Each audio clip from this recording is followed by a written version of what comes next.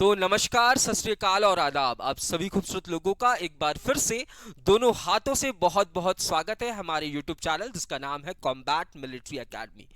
Combat military academy आपके बच्चों को तैयार करता है फ्यूचर ऑफिसर्स बनाने के लिए। जी हाँ, हम प्रिपरेशन कराते हैं राष्ट्रीय इंडियन मिलिट्री कॉलेज की, हम प्रिपरेशन कराते हैं राष्ट्रीय मिलिट्री स्कूल की और हम प्रिपरेशन कराते हैं सैनिक स्कूल की।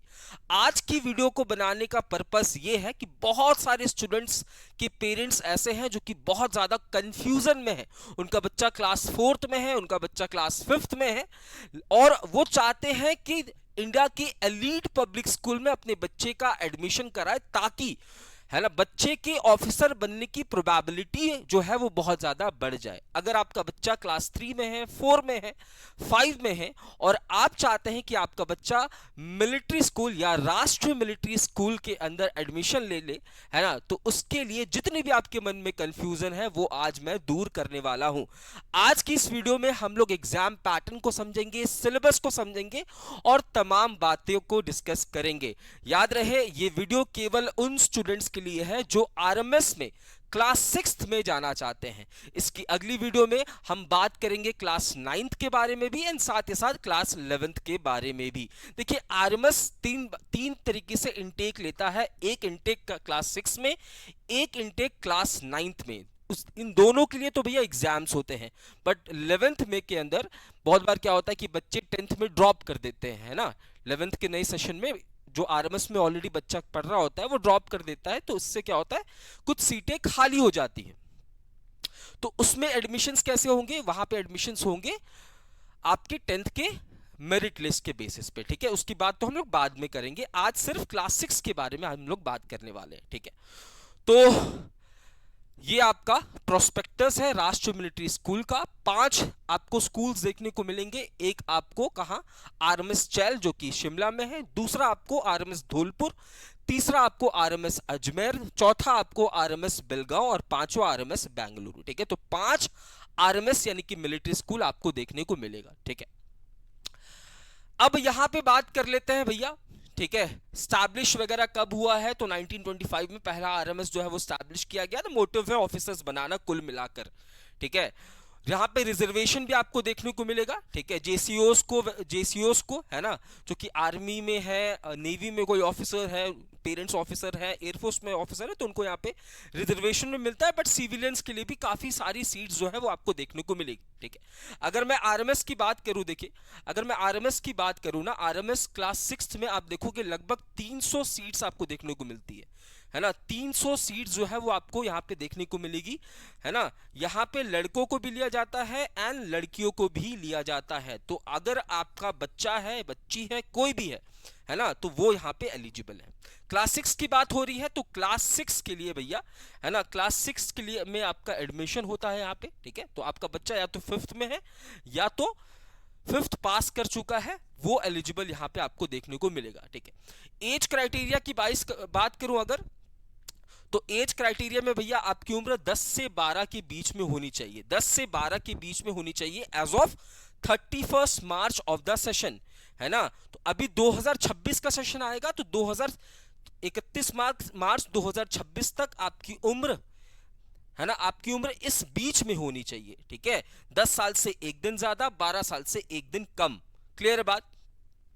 अगर मैं बात करूं यहां पे सब्जेक्ट्स की, तो यहां पे आप देखोगे आपको इंग्लिश देखने को मिलेगा, यहां पे आपको मैथ्स देखने को मिलेगा, आपको जीके जीएस देखने को मिलेगा, है ना, और साथ ही साथ यहां पे आपको रीजनिंग भी देखने को मिलेगा, ठीक है, रीजनिंग भी देखने को मिलेगा। क्लियर है?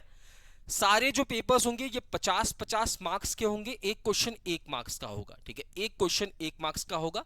इंग्लिश जो है ये क्वालिफाइंग इन नेचर होता है, यानी कि आपको सिर्फ यहां पे कुछ परसेंटेज ऑफ नंबर लाना है। कितना परसेंट? 35%, है ना।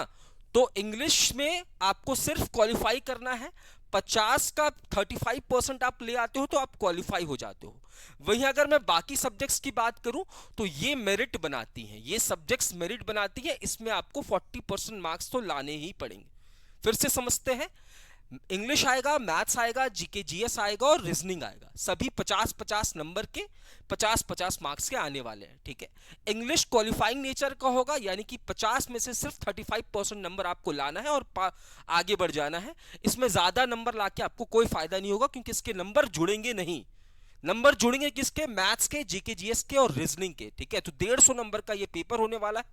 40% ईच सब्जेक्ट में आपको लाने पड़ेंगे, ठीक है। इसके बाद भैया जो बच्चे सेलेक्ट होंगे उनका 20 नंबर का यहाँ पे इंटरव्यू होगा, यानी कि जो टोटल मेरिट लगेगी आपके बच्चे का एडमिशन होगा कि नहीं होगा, वो 170 मार्क्स में डिसाइड किया जाएगा। 170 मार्क्स में डिसाइड किया जाएगा कि आपके बच्चे का एडमिशन जो है वह होगा या नहीं हो रहा, ठीक है। ऑनलाइन ओएमआर बेस्ड, ये ओएमआर बेस्ड जो है ये टेस्ट होने वाला है, ठीक है। ओएमआर बेस्ड ये टेस्ट होने वाला है, ये बात भी आपको ध्यान में रखनी है, ठीक है।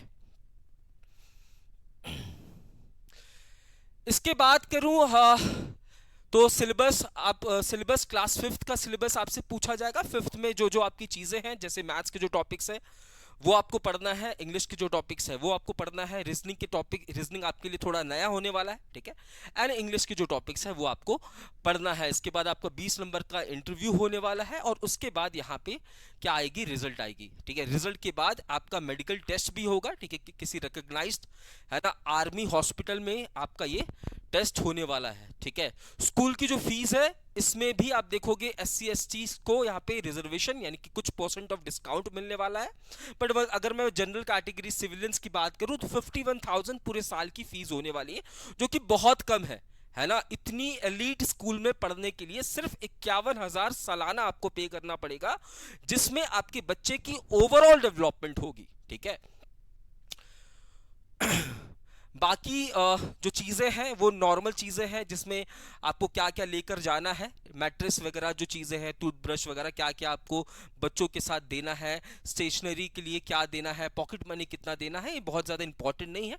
कुल मिलाकर इंपॉर्टेंट ये है कि क्लास 6 में एडमिशन के लिए है ना लगभग 250 से 300 वैकेंसीज आपको देखने को मिलती है। आपका बच्चा क्लास 5th में है या 5th को पास कर चुका है तो वो यहाँ पे एलिजिबल हो जाता है। उम्र उसके 10 से 12 के बीच में होनी चाहिए।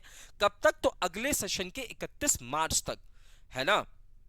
अगर मैं एग्जाम डेट की बात करूं तो यहाँ पे आप देखोगे कभी किसी साल दिसंबर में एग्जाम होता है या किसी साल जनवरी में आपको एग्जाम देखने को मिलेगा।